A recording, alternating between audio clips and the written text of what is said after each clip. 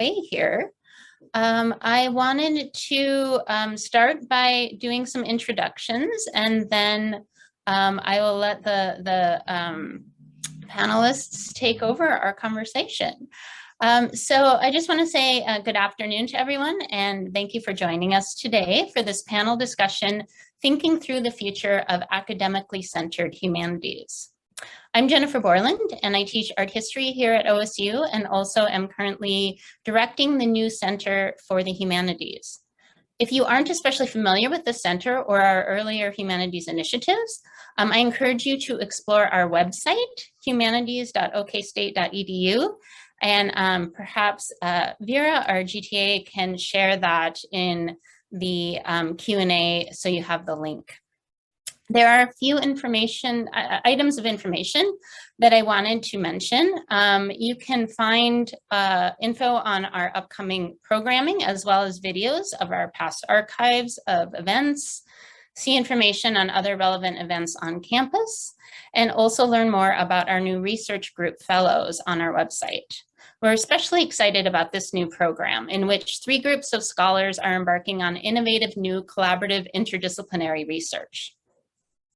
And finally, if you aren't already, I encourage you to email us at humanities@okstate.edu to be added to our email list. And you can also find us on Facebook and Twitter. Today's panel brings together the unique perspectives of 3 scholars involved in promoting and expanding the humanities today. The panelists, through their perspectives as national organizational leaders and collaborators, will discuss their visions for inspiring action through the humanities, sharing examples of powerful, ambitious, and hopeful work. P.C. Fleming is a humanities administrator in the Division of Education Programs at the National Endowment for the Humanities. Before coming to the NEH, he taught in the English department at Fisk University, where he also directed the W.E.B. Du Bois General University Honors Program. Darryl Harper serves as co-president of the Consortium of Humanities Centers and Institutes. He is director of the Center for Humanistic Inquiry at Amherst College and John William Ward Professor of Music.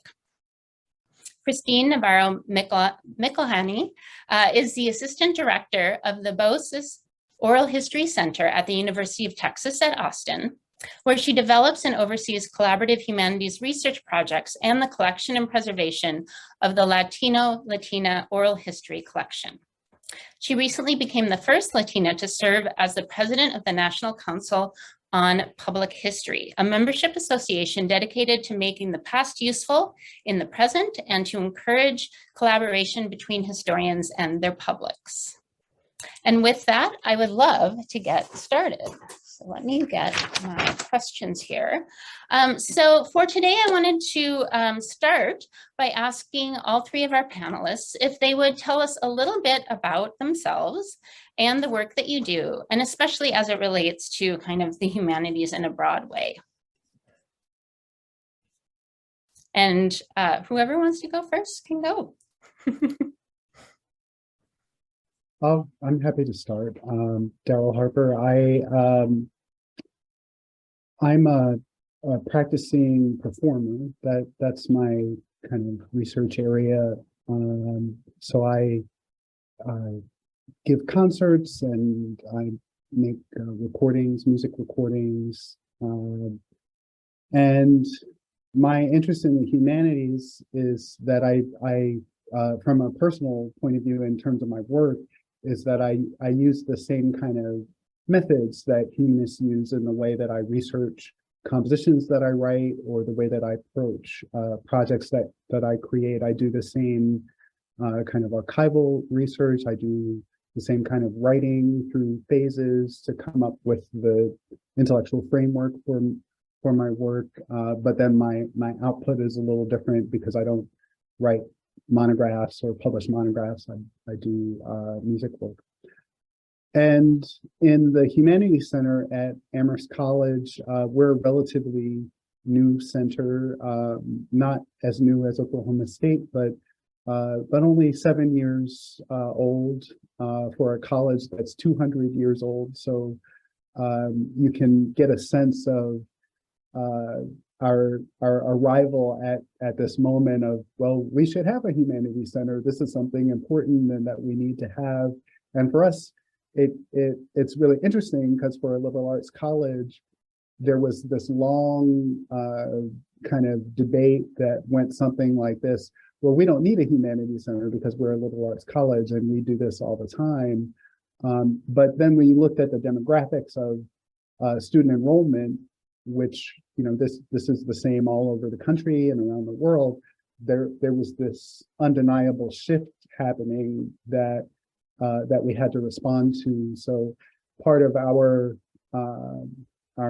response includes the establishment of the Humanities Center. So that's a little bit about my context.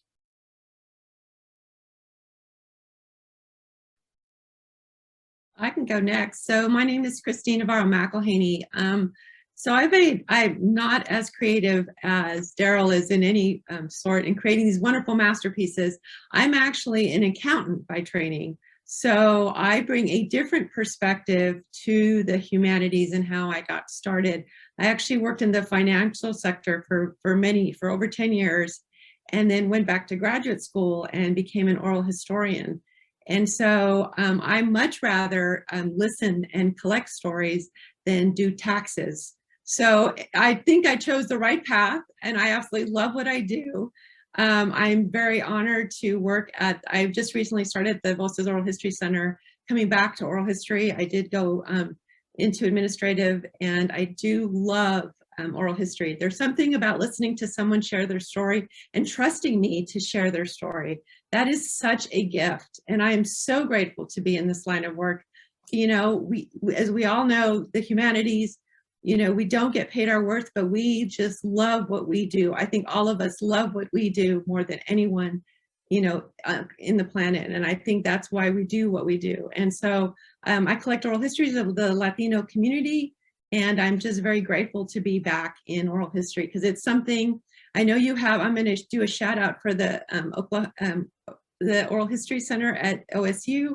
Some amazing people work there. And if you don't know their collection or our collection, I encourage you all to visit it, because it is, the stories that you will hear are phenomenal. And so please make sure to go and listen to these wonderful stories. Thanks.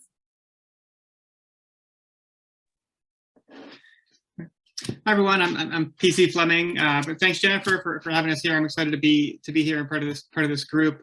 As Jennifer said, my background is as a faculty member and an honored program director. I came to the NEH a couple years ago as a program officer, and so part of my work at the NEH is outreach. You know, doing presentations like this one to let constituents know what we offer. You know, we're a government agency, and so we help people navigate our grant programs. And so one thing I'll just sort of plug up front, which I didn't know when I was a faculty member, is that the NEH is somewhat unique among funding agencies in that we provide feedback on drafts. So for most of our grant programs, you know, we read drafts. So if you're doing humanities work, you know, you can get in touch with us.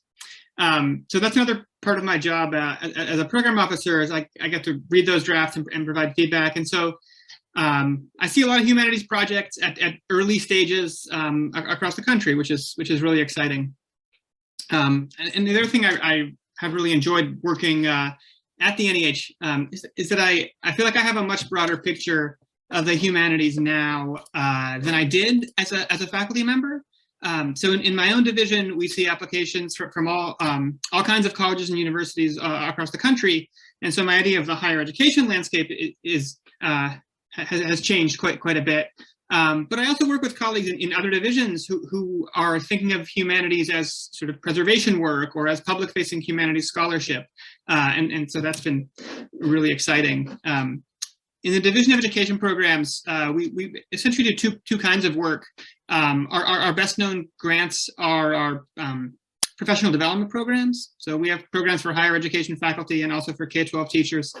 In each of those programs, what we do is what scholars apply to us to do is to bring together groups of people to focus on a humanities topic for somewhere between 1 to 5 weeks. So we funded programs recently about founding Black mothers, about Black women in American history. We funded a program about the vernacular novel in China and Japan, and a program about mapping the early modern world. So this real range of humanities topics that's exciting to see. And then I work primarily with programs that support higher education. So if you're doing a new minor, revising general ed curricula, building a community engagement, building a humanities center, we support that kind of work. And so I'm sure I'll have more to say about the types of projects as we go along. And also say the other thing we do is we coordinate, or I do in my office, coordinate peer review of all our grants. So if there's anyone here who is interested in being a peer reviewer, we're always recruiting. So I can put a link in the chat, or you can reach out to me if you're interested in that.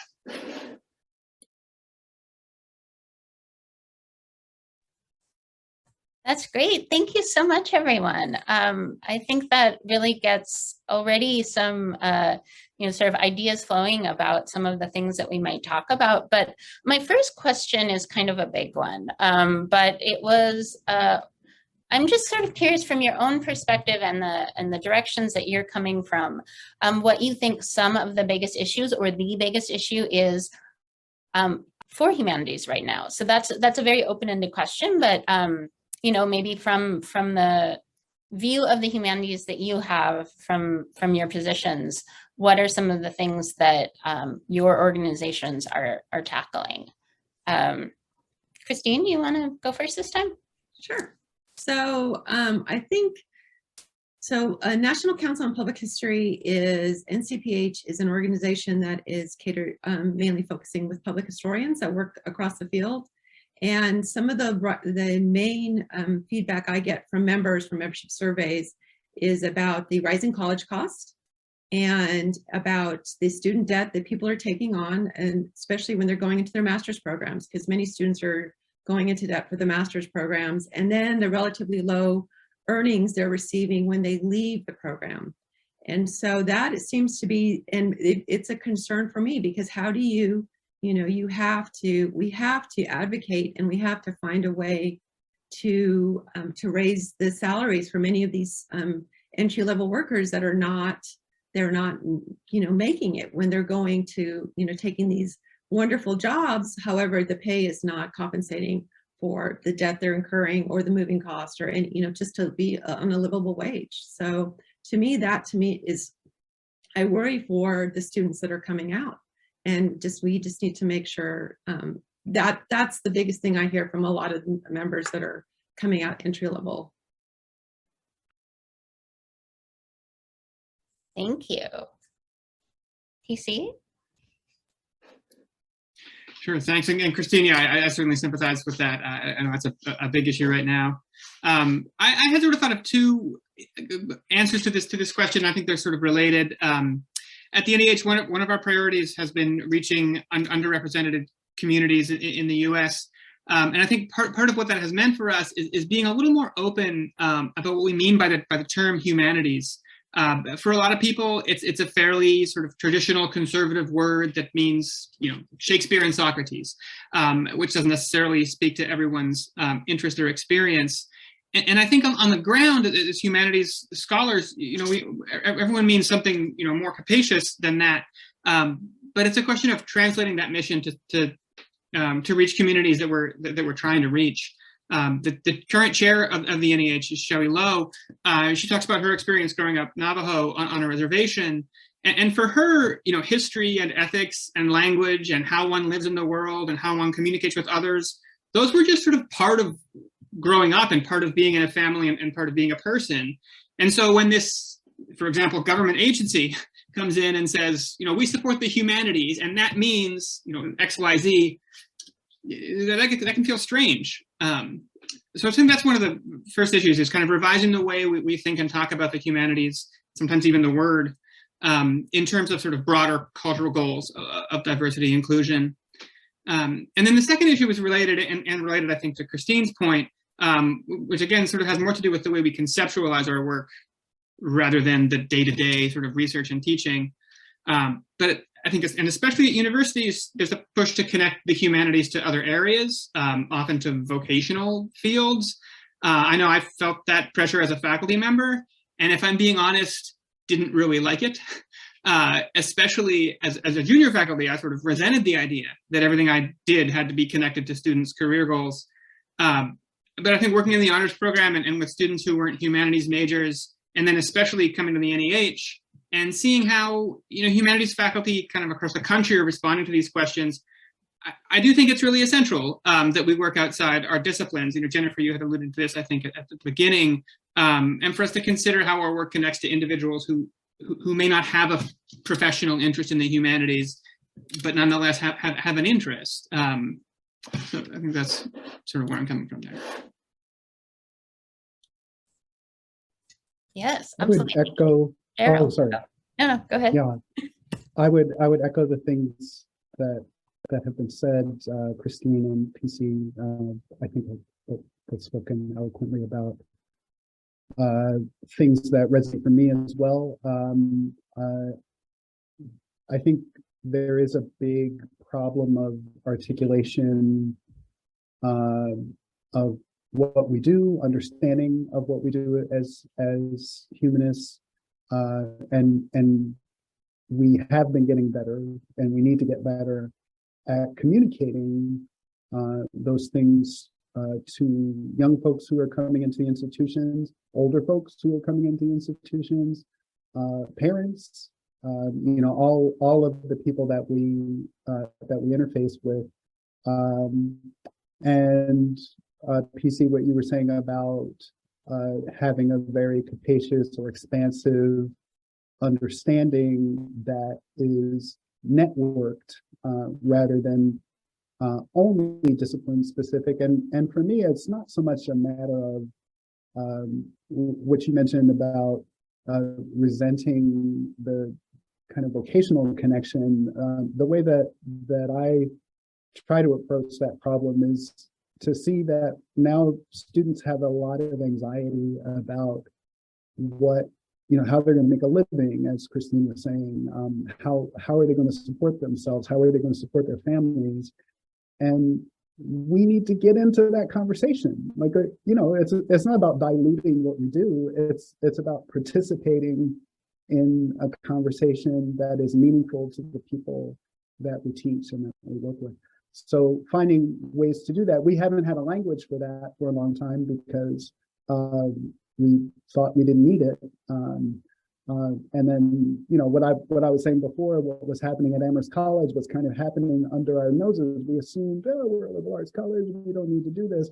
But students, increasingly diverse groups of students, first generation students, low income students from all different parts of the world, all different backgrounds, coming into this college and just not understanding what a classics course is and what that has to do with them, or what you said Socrates, what a philosophy course. Why should I take this course? This has nothing to do with me. And then helping make those connections. It's a long road and a lot of work, and I think that is certainly one of the central things we're concerned with. Can I follow up and ask, so following up on Darryl's point, I mean, there's so many first-gen students, they don't have anywhere to go. They don't know who to talk to. They don't know who to ask these questions. And so, Darryl is absolutely 1,000% right, because they have no one to turn to, who do I ask? How do I go about this? And he is, Darryl, I don't know how you all do it at Amherst, but it's so important to make sure they stay, they don't want to go in debt, which we totally understand. So how do they work through this university system? And it's so important to start at the very beginning of their career in the university to make sure that they get all the way through. Especially, I mean, as a first generation student, I had no idea. So I don't know about you all, but I had no clue on what to do. That's why I went to accounting, because that's where the money was, right? So, I mean, how do we do a better job? Absolutely.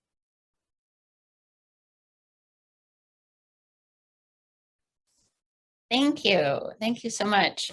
Yeah, I don't have an answer to that last question, but I think it's an excellent one of how can we be doing this better. Darryl, do you want to pop in? Yeah, I'd like to respond in at least one way. I mean, another thing that is important to me, at least, is, hey, you want to be an accountant? I think that's great. Let's talk about how you can do that with a humanistic perspective, and how you can look at a ledger, a spreadsheet, you can look at figures, you can look at numbers, and you can use these interpretive skills that we're trying to convey to you to glean messages about the human experience. So it's not only, you know, profit margin and, you know, addition and subtraction, and, you know, it's not only the actual kind of mechanics of it, but it's also the kind of bringing out the human questions. What does this mean if you're accounting for a family doing their taxes? What does this mean for the family? What does it mean about their experience? What does it, you know, being able to get in at that level is so important. And it also, I think it helps us who are working in the humanities, as you were saying, PC, not to isolate ourselves and say, well, you know, I only do this thing. We really have something to contribute, you know, kind of across the board, I think, and that would be a good example for me. It's hard, or in my experience, it was always hard to sort of dissociate major from career, right? You can be you have to have certain technical skills, but you can be an accountant without majoring in accounting, right? You can be a doctor and have been a history major. But I think that's conceptually challenging to someone who is 19, 20, 21 years old and trying to think in those terms. It's a big deal in the field of music, because a lot of people think of our field as, oh, you know, it's so open and so creative, and you're an artist and you get to, but if you break it down, let's say you're a violinist, right? And you have aspirations for playing in an orchestra.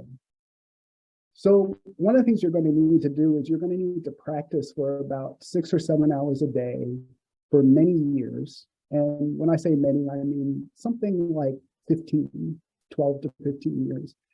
I mean, that's normal. You know, there are prodigies and there's this and there's that, but it's usually many years of practicing alone in a room just to get the technical demands of the interface. And let's say you win an orchestra job, and we do call it winning. Let's say you win an orchestra job and you end up in the middle or the back of a second violin section. Your job in that context is to do what you're told. Your job in that context is to take the interpretive direction from the conductor and from the stand leader, the principal second violinist, and do what you're told. It's not an artistic experience in the sense that we normally think about it. So, and I make this point to say that reading context, you know, being able to stand back and say, you know, what's the frame that I'm going into, that's a skill that's useful, again, across the board. And it is a huge challenge. And I'm like all of you, I couldn't do it when I was an undergrad. I didn't understand any of these things. It took a really long time, but it was the skills in the humanities that really helped me to say, you know what, this is the last audition I'm going to do for an orchestra where I am one of 300 really good clarinetists offering for, you know, auditioning for one seat. This is not how I want to spend my time. I have to find a different way. And then being able to think or imagine that even the act of imagining an alternative. What if I do it this way? What if I try this? You know, and these are all things that I think you can get from education in the humanities, regardless of, even with all the technical stuff that I had to do, and I had to do a lot of it just like everyone else, that humanistic side was always a really helpful frame. So for me, I just kind of gobbled that stuff up, and I was like, oh, that's what this is. Oh, if I go over here, it's like this example in this other field, doing all that kind of synthesis and analogies and all of that kind of thinking. So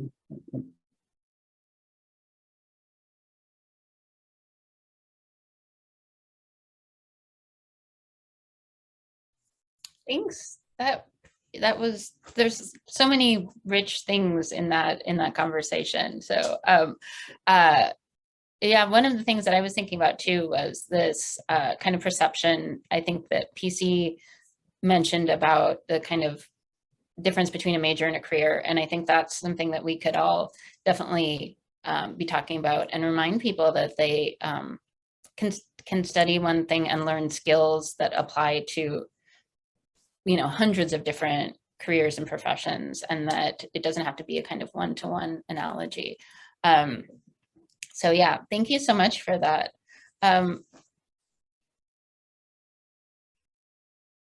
This is a slight redirection, because I think it's maybe less about our students and more about maybe some other facets of how we engage with the humanities, maybe often beyond the campus, and the kind of situations that we have in our classrooms. What strategies do you see for more strongly demonstrating the contribution of the humanities, not just in general, but to addressing specifically societal problems, or to broader kind of interdisciplinary work or initiatives that you see? We've, I think, touched a little bit on maybe some of these over the course of your introductions, but if you have kind of additional thoughts on kind of approaches that you might take to some of those issues, we would love to hear them.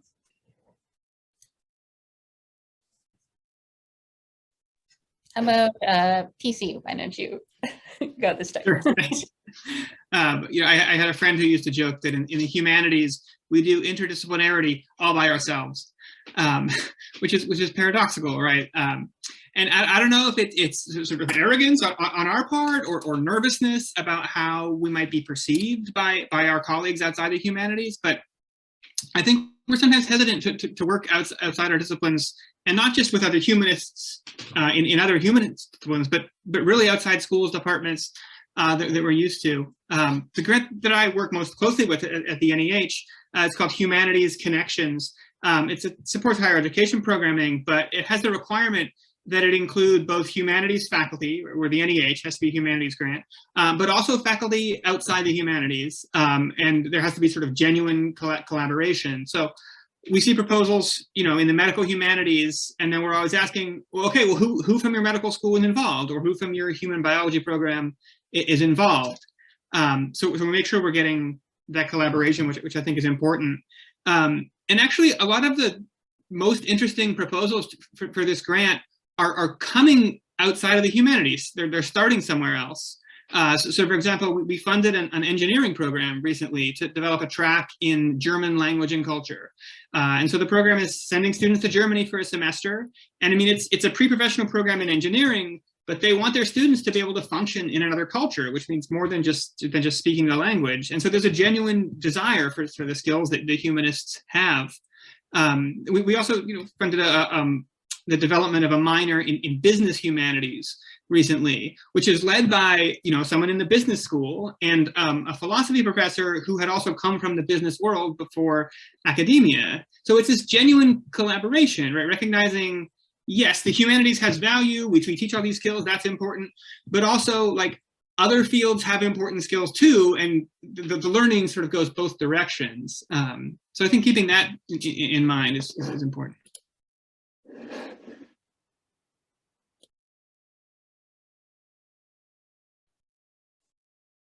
Darryl. Sure. PC's reminding me of a project I saw years ago when I was at Virginia Commonwealth University in Richmond, Virginia. And these were colleagues in the theater department who were working with palliative care physicians who came to them and said, hey, you know, I know the medicine straight up and down, that's no problem. But when it comes to delivering the bad news to a family, I don't know how to do it. I don't know what to do with my body. Should I hug the person? Should I not touch I don't know what to do with my hands. And our theater colleagues were saying, well, you know, this is what we do all day. We know how to deal with the interior kind of emotional space. And so they put these workshops together where one of the theater directors led the palliative care physicians through some theater exercises. And at the end of it, it happened at lunchtime. And I remember the first question my colleague Aaron asked of the physicians was, how many times have you delivered bad news today? It was 12 o'clock in the afternoon, 12 o'clock noon. And one raised her hand and she said 7. She, like, before lunch, she had to deliver that news about, you know, bad news about to a family 7 times. And then after doing this work, you know, that was a site where, as PC said, the kind of humanistic skills and the technical skills of medicine came together in a way that was really meaningful, and all of these physicians, I think, felt really empowered afterwards. And then just to put a pin on this thing, what Aaron said afterwards is, I performed on stages all over the world. I performed for audiences of thousands and thousands of people. That was the most meaningful thing I've ever done in my entire career. And this is someone who was in his late career at the time. So that's one example that comes to mind. So for me, I think it's about, so PC's point of saying, how do you bring underrepresented communities into college? How do you get that? You have to start young, right? You have to start them to understand the importance of history. And I think one of the ways of doing that is to teach them how to collect stories. And one of the most rewarding things to do is to go into a classroom, and, you know, students are not afraid of technology, not like us, not like me. And they embrace it. And to teach them how to ask questions and how to go home and ask questions of their family that, you know, when we're young, we're not interested in these stories, right? We're young, we know everything. It's not until we're older and we lose some of our elders that we are very interested in these stories. But to teach them how to do this and teach them the skill set and what it requires as an oral historian, it requires someone to be able to listen and pay attention and to really kind of think about your next question and the information you're gathering and the lesson you're learning. So to me, you know, if we can start at a young age going into the classrooms, it's the most rewarding thing to go into a classroom and to, you know, have these students just light up. It's something different that they're not used to. It's not teaching to the test. It's actually going into a classroom and showing them how to collect these stories and what you can do with them. You know, a lot of communities are, you know, they're starting to become the, you know, generate their own archive and create, collect their own stories. And so how can I help, or what can I do to help facilitate that? You know, what can I learn? You know, you go into communities, it's always a learning experience. And so we have to get out of our, you know, we call it the ivory tower, right? We have to go into communities and really ask, how can I help, or what can I do? And how, you know, will you be my teacher and show me what what I can learn from you? Because we have to go into a teachable moment into these communities, because they have so much to teach us, because they are doing this day to day and they have so much to share. And we just have to be open to, you know, to learning from them. And I think, you know, collecting oral stories is just a small way. I mean, think about what Lizzo, I've never heard history so much on, you know, what happened today, the Library of Congress and what she did. But, you know, there are students at every age group are talking about history today because of her. So, you know, maybe we need to think differently on how are we thinking about it. So, because she's bringing so much attention, you know, in the Library of Congress as well, right? So it's just, you know, sometimes we just need to think differently. Kristine, I also wanted to follow up, and I had two questions. One was, are you thinking primarily like high school level or even earlier in elementary school? What kind of context are you kind of thinking about when you describe some of those activities? So I've done high school and I've done a middle school. And I think the middle school students were much more excited about it than the high school students. The high school students saw it more as a project, and in the middle schoolers, it was kind of a different dynamic. And they were just more excited about, you know, creating the film and everything and putting together the piece. And the high school students, it was more of a project based. So I saw more of the excitement come out of the high school students. And even if you do, you know, it depends on the technology and what you have, and, you know, where are they going to share this and things like that, and what you can do. But I just saw that the excitement more so in the middle schoolers. They were just so excited, and to do something so different and not teaching to a textbook and really learning the stories. And then when you come back and you ask them to talk about their stories, it's just so empowering. It's so powerful. It's just wonderful. That's the best part. I love my job. I'm so grateful. And I was also wondering how that connects to public history and your role in kind of the national discussions about public history. Like, obviously, this is somewhat specific to you know, kind of the methodologies and the approaches of oral history. But then, obviously, when you're leading a public history organization, it's also kind of thinking about how oral history is maybe one strand of many different approaches to doing that kind of you know, sort of outreach or community engagement in some way. Right. We're always thinking, you know, what is the outcome that we are going to, what is the product we're going to produce in many ways? How are we going to learn from the communities, and what, you know, it is actually, it's a collaboration, it's a partnership. And how do we make sure that the ethics are held, right? That we are not just taking from the community. That is so important in public history, that we are not taking from the community. We are giving back, and it is a partnership, and it's in that it's equal footing for all partnerships, right? Because that's really important, and especially in the ethics in public history are very important to us, and how we make sure that we are advocating for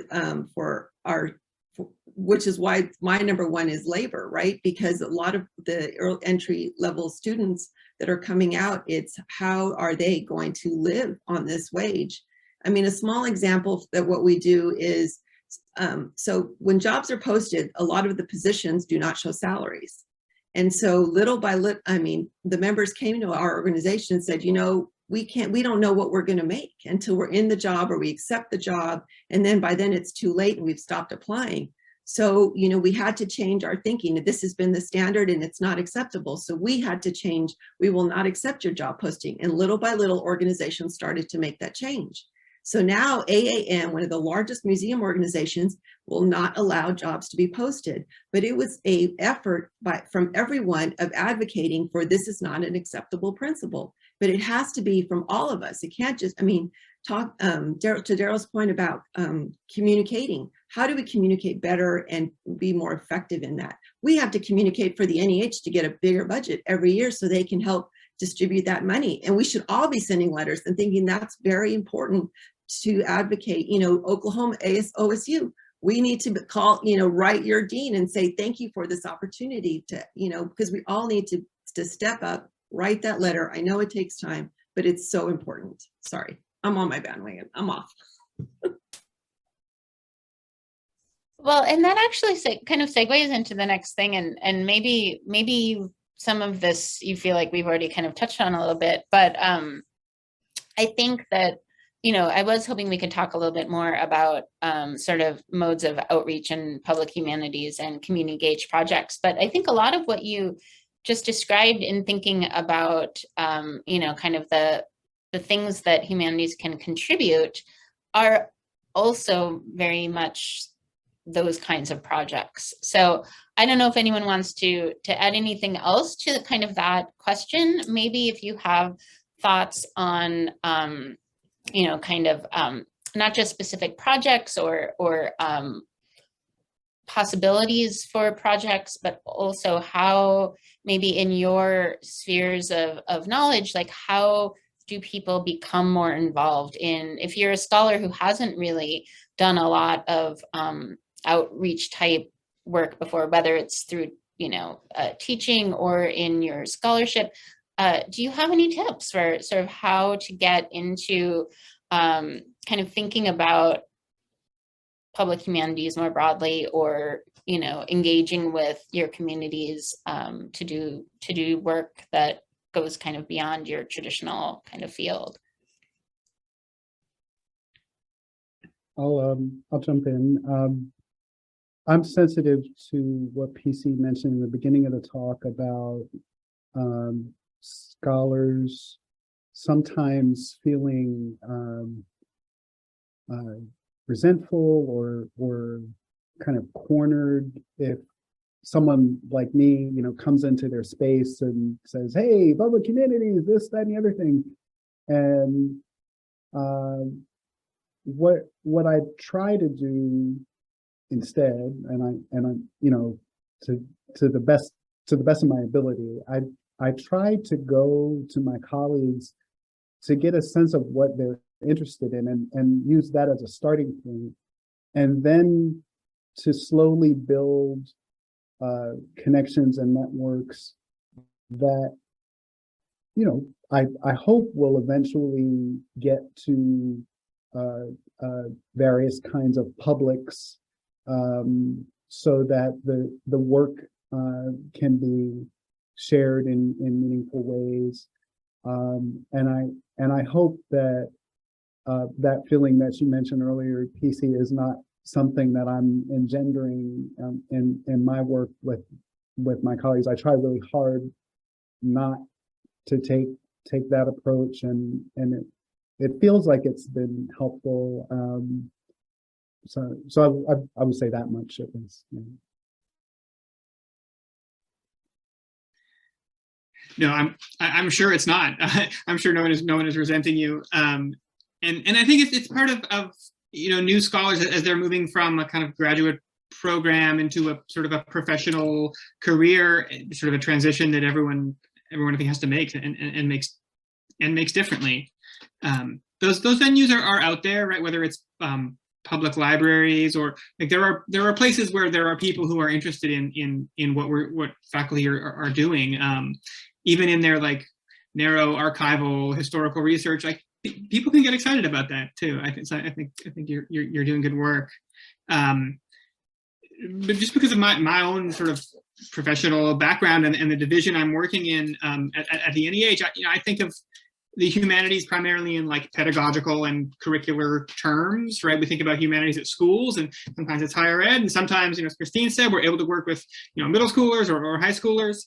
But you know, there are other worlds out there that you know, I've only recently realized how ignorant I am of some of the other public humanities work and preservation work. So, you know, the NEH is a national organization, but a good portion of our budget, 40% of our budget, goes to state humanities councils that are often doing really great grassroots sort of local level work. So I would encourage people to check out the State Humanities Council, Oklahoma Humanities. It's okhumanities.org, and I can drop that in the chat. But they're doing great work, and I think we'll have examples of how to get involved in some of these projects too.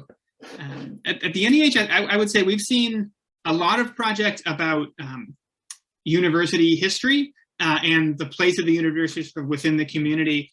As Kristine kind of implied, I think the best of those projects are genuine partnerships, you know, outside the university. So it's a little bit of navel gazing and thinking about your own history, but also looking out and being, oh, that history is shared with other people. And I was like Kristine, I think oral historians are sort of leading the way in a lot of this. That seems to be a field that is really growing and doing really important work that is sort of bubbling out into other areas. Oh, maybe we should talk to people, and maybe these should be partnerships. I think that's great. Thanks, BC. I'll send you my proposal soon. I'm just kidding. So I think that people need to, at all levels, need to get involved with an organization that they're passionate about, whether it's a scholarly organization, NCPH, or OHA, or, and become involved. Don't just join, but actually volunteer into a committee, because that's how you advocate, right? That's how you network. Sometimes as public historians, we feel like we're the only one on this campus, and it's such a lonely kind of world for us, for many of us. We are the sole public historian for the university. But when we come together, it's like, oh, you get me, you understand me. And so I would join these organizations.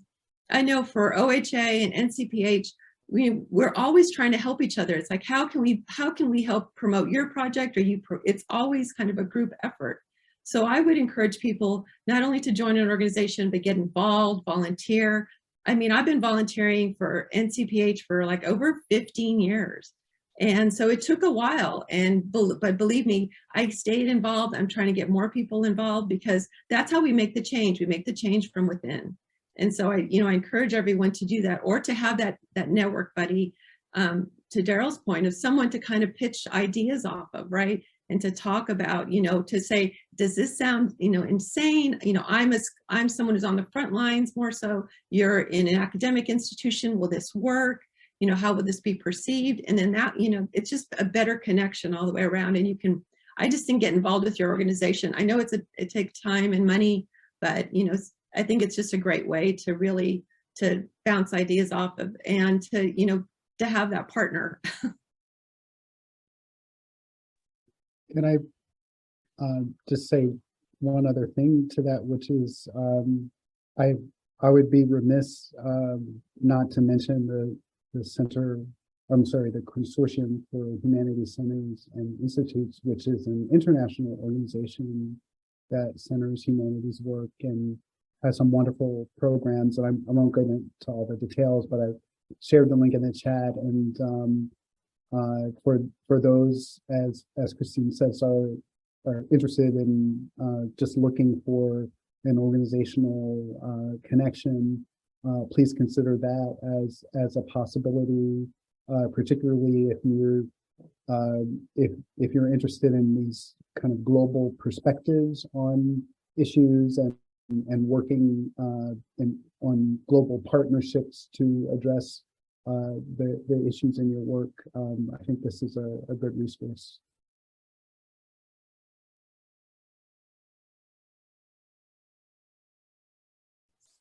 Great, thank you so much. I just want to throw one last question out there, and then I would love for us to have a few minutes at the very end to allow the audience to pass along some questions to us. So if you're in the audience and do have a question, feel free to put it in the Q&A or the chat. I think now you can see both of those.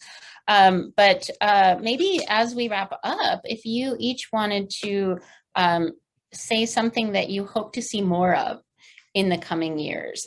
So that's very broadly stated, and you might have to be selective, but if there was, a kind of one thing, whatever it might be, that you would like to see more of for those of us working in the humanities, that would be great. And then when we finish with that, we'll open it up for questions. So.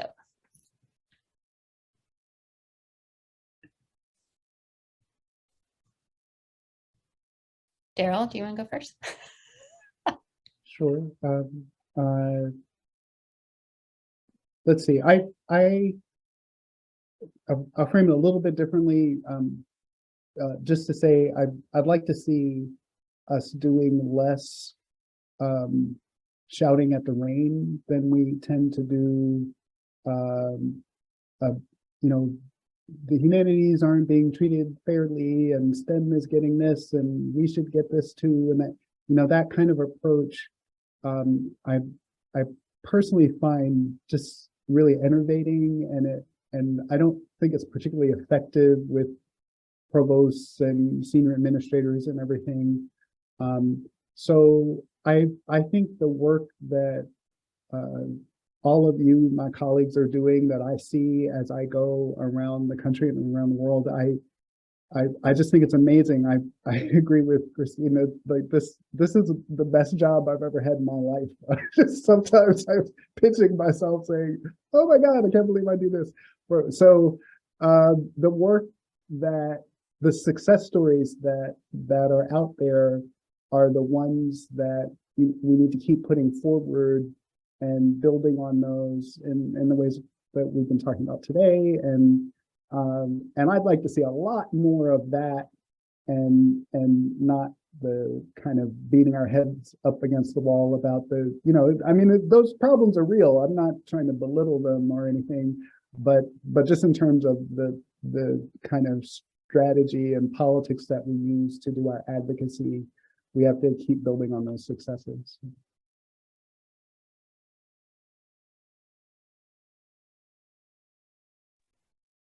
So sorry, do you want me to chime in? Sorry. I think what I want to know that we made a difference in some ways, and that I become a better communicator of what we do, and I advocate for the people that are coming behind me, and that I can make sure that they are, ready and prepared, and I'm worried about their salaries. I know maybe I'm a nuts and bolts kind of person, and I'm a numbers person, but I want to make sure that they're going to be okay.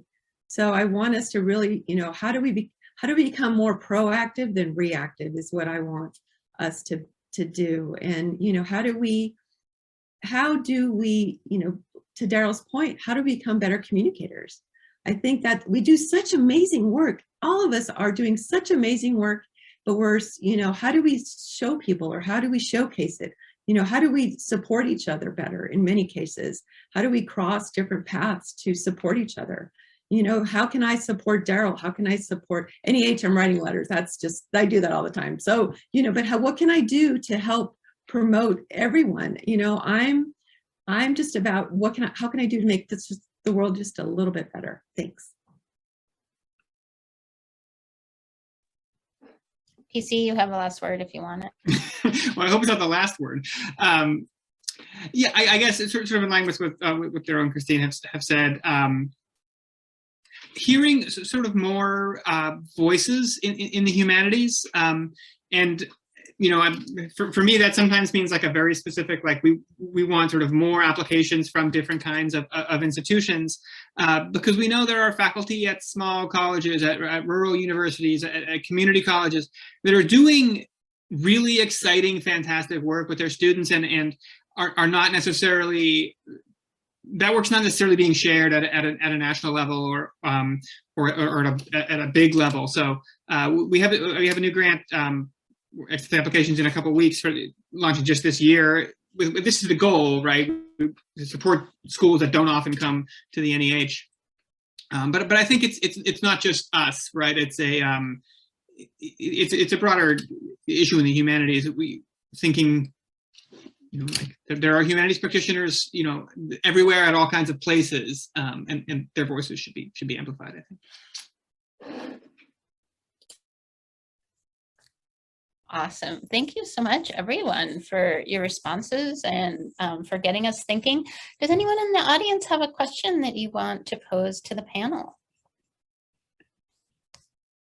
We mostly have links here in the chat that Sarah Milligan, who's our oral history person, director at OSU, and also has done a lot with the Humanities Center, including co-directing last year, and reminding us of all the opportunities that we have with Oklahoma Humanities, which is definitely true.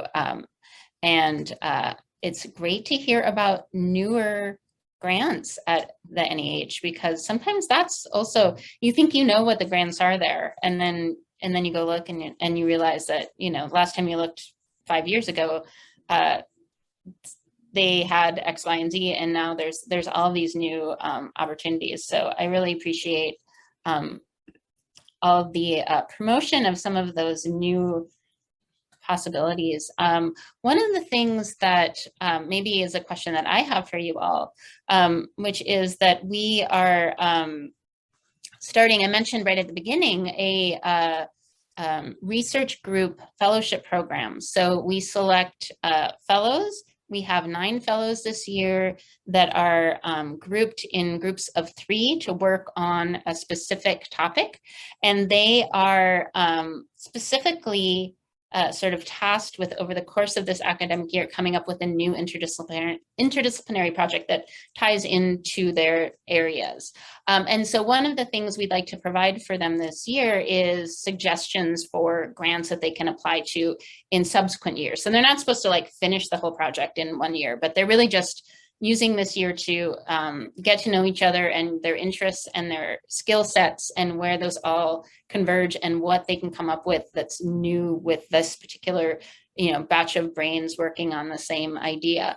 And so, you know, one of the things we would really like to focus on is providing opportunities for how to move forward with that kind of project. So research grants, you know, publication venues that may not be familiar to them because they're not in their discipline. So interdisciplinary journals or, you know, book series or other kinds of online venues for sharing research. You know, sometimes it's not a traditional journal, but it's a blog or, you know, a series or a, you know, oral history program that has a really wonderful website that shares all of these things. And so I don't know if you have any kind of thoughts about, you know, not necessarily specific resources, but just, you know, kind of tactics for such groups trying to kind of figure out how to move their work forward when they may be used to working within a very kind of confined field.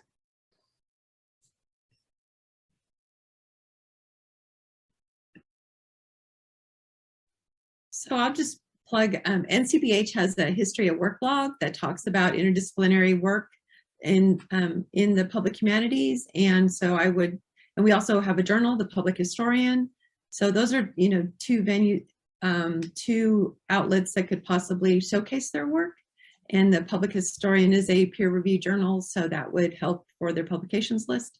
And the History Work Blog is also kind of promoting, you know, it's a different format, but it's also promoting the work in the field, and it's got a really large following. So I would suggest those two. So. Thanks. One organization I don't think we've mentioned yet today is the National Humanities Alliance, and their work is mostly advocacy for, as you mentioned, Kristine, the supporting the NEH and some other federal programs, but they've developed a bunch of resource guides that I think folks could find really useful.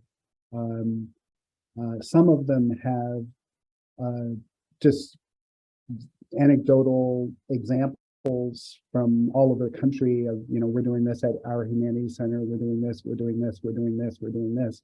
And just reading through that alone can be pretty inspiring. And you know, there's some things that won't fit, but there'll be a lot of things that that your colleagues might want to try.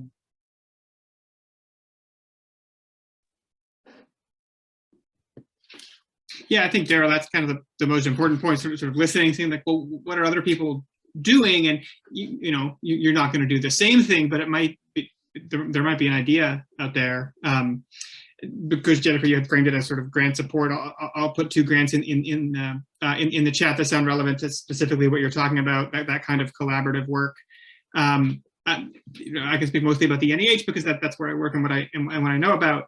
But we have a lot of grants, and it's, you know, if you're trying to do a research grant, but a research project, but you're applying to my division, you might not be successful because that's just not what our grants do. And so I think just being, this probably applies for other programs too, just being really conscious of like, okay, well, is this the right grant? And in our case, you can talk to us and send us a draft, and we'll help you with that project. But The two I'll put in the chat, one is Humanities Initiatives, which is in my division, and it funds teaching-related projects based around a topic, and many of them are interdisciplinary within it or beyond the humanities.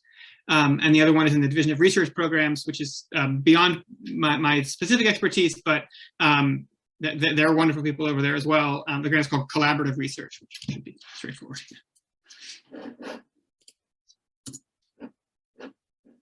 Fantastic. Well, I think that we have come to the end of our conversation, but I want to just say a huge thank you to our three panelists for a really rich conversation. And I want to remind everyone that this is going to be recorded and we'll have it posted on our website as soon as we can get it up, and we'll share it with everyone who is registered, and we'll send it out to our mailing list to make sure that you can share it with anyone who you think should have attended and wasn't able to come. But we just are really grateful for the three of you taking your time to have this conversation and give us some great ideas for moving forward.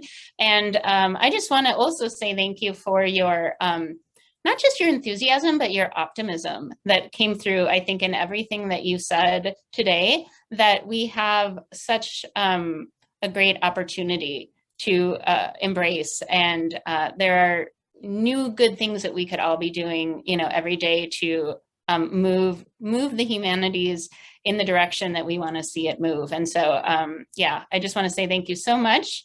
And yeah, everyone else have a great rest of your day.